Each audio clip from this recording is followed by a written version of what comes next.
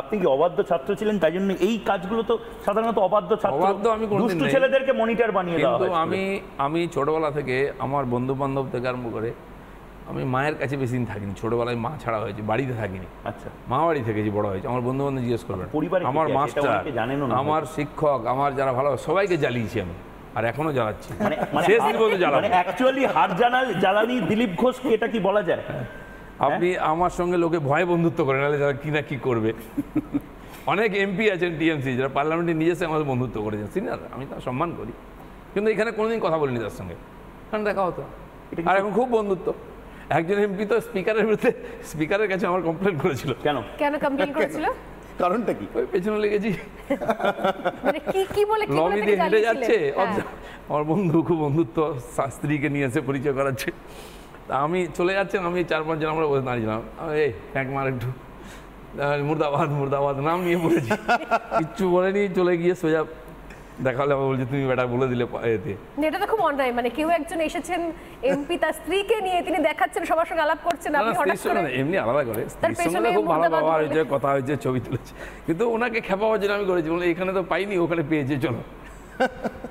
এই যে আমরা কথা বলতে দিতাম না, যে আমাদের যাকে টিকিট দিল না, ও আমাকে দেখা হলো তুমি আমার দাদা, কিন্তু ওকে কথা বলতে দেবো না পার্লামেন্টে, চিৎকার করে। আরও কজন কি আছে, একদম কথা বলতে দিন আমরা, তুমি ওখানে যাবে আর আমি ওখানে ছেড়ে দেবো, এটা দিল্লি, তোমাদের কথা বলতে দেবো না। আচ্ছা, এবার যেরকম কেন্দ্র পরিবর্তন হয়ে গেল, কেউ তারপর দিলীপ ঘোষ, আপনি বলছেন আপনি কনফিডেন্ট, এবং ন্যাচারালি আমাদের সমীক্ষা তো তাই আসছে, কিন্তু এরপর যদি এমন হয় কি, আচ্ছা দল ডিসিশন নিল কি ঠিক আছে দিলীপ ঘোষকে এই নির্বাচনে আমরা লড়ানোর জায়গাতেই রাখছি না, সবকিছুর জন্য দিলীপ ঘোষ প্রস্তুত, বেশি দায়িত্ব হলেও আবার কম দায়িত্ব হলেও, থাকলো ঝোলা চললো ভোলা, এই তো নরেন্দ্র মোদী যায়নি, কিছু নিয়ে আসিনি, কিছু নিয়ে যাবো না, আর কোনো বোঝা নিয়ে আমি বাঁচতেও চাইনি, বোঝা নিয়ে মরতেও চাই না। সেজন্য কি বিয়ে করেন? বিয়ে করার সুযোগ পেলাম না, আর কি করা যাবে, সবাই বিয়ে করতে পারে না। যে কাজ নিয়ে আমি এসেছি সমাজের জন্য, এটাকে ওই হিসাবে আমি দেখি। আগে যে কাজ করতাম সেই কাজের মধ্যে আমার বেসিক লাইফস্টাইল, খাওয়া পড়া, জীবনযাত্রা কোনো পরিবর্তন করি না। আমি 40 বছর আগে ঘর বাড়ি ছেড়েছিলাম, তখন যা ছিলাম এখনও তাই আছে। যে কোনো জায়গায় যেতে পারি, থাকতে পারি, খেতে পারি, যে কোনো লোকের সঙ্গে বন্ধুত্ব করতে পারি, কিন্তু যে কোনো লোকের বাড়িতে গিয়ে আমি জোর করে খেতে পারি। আমার এমএলএ ছিল সিপিএম, ওর বাড়ি চলে গেছি, ওর ফুটবল বাড়িতে খাওয়া দাওয়া করলাম, বেরিয়ে এবার মাথা খারাপ হয়ে গেছে আপনাদের বন্ধুদের, আপনি সিপিএম এর এমএলএর বাড়িতে এসছেন কেন? চিন্তা হচ্ছে মিডিয়া, কেন এসছি? আমি ভাই আমার বন্ধু, আমি আসবো না সিপিএম করে ওর বাড়িতে খাবো না। নিচু তলায় কেন বলেন না এটা? রাজায় রাজায় যুদ্ধ হবে, আর আমার প্রত্যেকটি কর্মী জানে দিলীপ ঘোষে কিছু গাধা থাকে সব পার্টিতে, তারা বুঝতেই পারে না। কেন বলুন এটা আমার চ্যানেলে, যে নির্বাচনটা হবে না এরকম, চ্যানেলেই বলছি, আগেও বলেছি। আর গল্প করবে ওরাই যে দিলীপ ঘোষ আমার বাড়িতে এসেছিল, সাধারণ মানুষও বলবে, পার্টির লোক বলবে। আমি তো বলেছি সেদিন, আমি কবি সাহিত্যিক খেলোয়াড়ের বাড়ি যেতে পারি, একজন রাজনীতিবিদের বাড়ি যেতে পারি না, সে অন্য পার্টি করে বলে কেন? হ্যাঁ, ওর কষ্ট হতে পারে, দিলীপ ঘোষের কোনো কষ্ট হয় না। কিন্তু এখানে একটা পবিত্র কাজ মনে করা হয় বিরোধী দলের। গল্প বলি, ত্রিপুরায় প্রচার করতে গেছি, যেদিন শেষ প্রচার ফিরেছি, এয়ারপোর্টে দেখা টিএমসির 2জন এমএলএ আর নেতা, তারা এই দিল্লি তো তুমি বসে আছো বলে এসে আমার সঙ্গে ফটো তুলতে আরম্ভ করলো। তো কম বয়সী নেতারা, তার ভোটেও দাঁড়িয়েছে, তাহলে যে ফটো তুলে ঠিক করে, ভুল করেও কোথাও দেবে না, কিন্তু তোমার পার্টি তোমাকে পরের দিন তাড়িয়ে দেবে, বলে পাগল হয়েছ এসব দিই আপনাকে। আমার তো সবাই জানে ছবি তোলা, আমার আসবে না তো, চুপ মুখ বন্ধ করা। চিঠিটা ওটা আমার পাবলিসিটির জন্য দেওয়া হয়, আর যারা ভুল করে চিঠিটা ফাঁস করে দেয় তারা গাধা, কিছু বোঝেই না যে দিলীপ ঘোষের পাবলিসিটি হলো এতে। আচ্ছা দিলীপবাবু, এই যে বলা হচ্ছে এই এতগুলো সিট লোকসভাতে পাওয়ার পরে পরের 2 বছর সরকারটা থাকবে কি থাকবে না, যদি থাকেও সরকারটা 26-এ, আমরা 19-এর পরে 21-এ অনেক আশা আপনারা করেছিলেন, মেলেনি, আমরা 24-এর পরে 26-এ কি একই রকম না মেলাটা ভাবতে পারি? থাকবে কিনা এটা বিজেপির দায়িত্ব নয়, এটা টিএমসির দায়িত্ব, যাকে লোকেরা ভোট দিয়ে জিতিয়েছে। তারা যে না চালাতে পারে, এটা সরকার চলছে, এটা সার্কাস চলছে, এর চালাচ্ছে, না চলাই ভালো।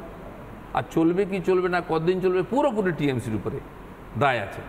আবার যদি যেরকম শোনা যাচ্ছে রেজাল্ট যদি হয়ে যায়, তা আবার সেই যেমন 19-এর পরে যোগদান মেলা করতে হয়েছিল, আমাদের আবার করতে হবে, আবার ভাগাদৌড়ি শুরু হয়ে যাবে, কোন পেছন দিয়ে কে সামনে দিয়ে কোথায় বিজেপির মধ্যে ঢুকে যাবে। আবার তো দরজা খুলবেন তাহলে বেনজল ঢোকার জন্য, আটকাতে পারেন। হ্যাঁ, জলটা ঢুকে যাওয়ার পর ওটাকে থিতিয়ে নিতে হবে যাতে ব্যবহার করা যায়।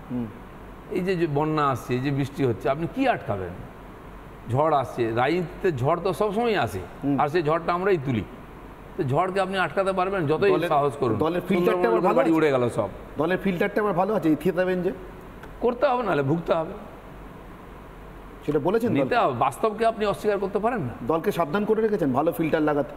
এই তো পরিস্থিতি অনুযায়ী হয় না। দিলীপ দা, ক্রিকেট দেখেন, যেহেতু বাকিরাও এবার একদম অল্প সময়, আমি একদম ফাস্ট ওই যে স্লগ ওভারের মতন আপনি ক্রিকেট দেখেন, আপনি ক্রিকেট একটা খুব ভালো করে জানেন, ক্রিকেট খেলি, হ্যাঁ, কিন্তু আপনি খেলেন, কিন্তু আপনার কেন যেন মনে হচ্ছে প্লেইং টু দ্য গ্যালারির মতন। দূর থেকে আপনি দেখে বলে শুভ্রাংশু ভালো খেলতেই পারলো না, আমি হলে দারুণ করতাম, স্বর্ণালী তো বলটা ভালো দিতেই পারলো না।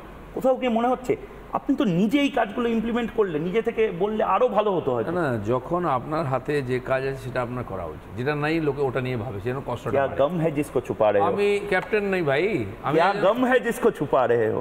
दिलीप घोष का कोई गम नहीं है, क्या बात है, दिलीप घोष का दम है, ये सारा दुनिया जानता है। বেশ, আমাদের শেষের দিকে আছে স্বর্ণালী। জঙ্গলমহলের দম। বেশ, একদম একদম শেষের দিকে আমরা রয়েছি, একদম শেষের 30 সেকেন্ডসের প্রশ্নে স্বর্ণালী। না, আমার জাস্ট লাস্ট একটাই প্রশ্ন, যে কিছুক্ষণ আগে দিলীপদা বললেন যে রাজনীতি এমন নয় কি রাজনীতি দুম করে চলে আসা, রাজনীতি যতদিন পারছি করছি। একটাই মানুষের প্রশ্ন, যে দম নিয়ে দিলীপ ঘোষ এরকম একটার পর একটা ইনিংস চালিয়ে যাচ্ছেন, সেই দিলীপ ঘোষ সেই এরকম ইনিংস নেই, সেরকম দম নিয়ে বাংলার বঙ্গ বিজেপির জন্য সেই সমস্ত কর্মী সমর্থকেরা যারা এবার হয়তো রেজাল্ট বেরোনোর পর আবার কিছু কিছু জায়গাতে সেই পোস্ট পোল ভায়োলেন্স তৈরি হবে, আবার কিছু জায়গাতে মানুষজন তারা বাড়ি ছেড়ে পালাবেন, তাদের জন্য সেই দম এবং ক্ষমতা এবং সব কিছু নিয়ে দিলীপ ঘোষ এবং একসঙ্গে গোটা বঙ্গ বিজেপি ব্রিগেড তাদেরকে একটা প্রোটেকশন দিক, তাদের সেইভাবে পাশে থাকুক, এইটুকু, এই বার্তাটা আপনি কিভাবে দেবেন? না, প্রোটেকশন কে কাকে দেয়? ইন্দিরা গান্ধীকে প্রোটেকশন দিতে পেরেছেন? রাজীব গান্ধীকে দিতে পেরেছেন? যারা ভীতু লোক তারা এইসব কথা বলে। আমি বলতাম বিজেপি করুন, দাদা মেরেছে মানে তুই মারবি, নাহলে পার্টি ছেড়ে দেবি। মেরেছে বলে কাঁদতে কাঁদতে দিলীপ ঘোষকে সামনে আনলে তোর বিজেপি করার অধিকার নেই। তাই বিজেপি আর দূর বেড়েছে, যেদিন কাঁদতে আসবে আর তাই দেখা দেখি কান্নাকাটি করবে। আমি বলেছি তো 100-এর বেশি ডেড বডিতে আমি মালা পরিয়েছি, চোখের জল আমারও পড়ে। সেই জন্য ভাঙা বাড়ির একটাই ছেলে মারা গেল, কিন্তু আমি তো কাঁদিনি কোথাও, আমার চোখ দিয়ে আগুন বেরিয়েছে। আর আমি সেইখানে কখনো এই মারা গেছে চলো আমি যাইনি, আমার যেদিন জনসভা করে উত্তর দিতে পারবে সেদিন দিলীপ ঘোষ যাবে, এবং গিয়েছি, বলে এসেছি, তাই লোকে ভোট দিয়েছে আজকে। নাহলে কেন বিজেপিকে ভোট দিল? সিপিএম, কংগ্রেস, টিএমসির লোক কেন বিজেপি দিল? রাতারাতি জাম করে 40% ভোট হয়ে যায়, কেন হলো? লোক দেখে যেটা পারবে, আর এখন লোকের বিশ্বাস আছে, হ্যাঁ এটা হতে পারে। আপনারা যেটা বলছেন ব্যক্তির উপরে, নেতৃত্বের উপরে ব্যক্তি কিছুটা নির্ভর করে, মানুষ ব্যক্তির সঙ্গে জুড়ে ধীরে ধীরে পার্টির সঙ্গে যুক্ত হয়ে যায়, আদর্শের সঙ্গে। কিন্তু কোনো ইস্যুতে কোনো ব্যক্তিকে দেখে তার ভালো লাগে চলে আসে, তারপরে তাকে আমরা যুক্ত করে নিই পরিবারের সঙ্গে। সেটা হয়েছে, সবাই হয় না, সেজন্য হয়তো কিছু ভোট এলো, পরের ইলেকশন কিছু চলে গেল, এটাও রাজনীতির একটা অঙ্গ, এটা চলতেই থাকে। এবারেও কিছু হবে, কোথাও বেশি বাড়বে, কোথাও কমে যাবে। বঙ্গ বিজেপির সেরা ব্যক্তি ম্যাগনেটকে দিলীপ ঘোষ? আমি কখনো সেরকম মনে করি না, আর আমার সে মানে বিশ্বাসও নেই, অহংকারও নেই। আমাকে যে কাজটা দেওয়া হয়েছিল আমি এটা করেছি নিষ্ঠার সঙ্গে, এটা বলতে পারি, আর রেজাল্ট পার্টি পেয়েছে।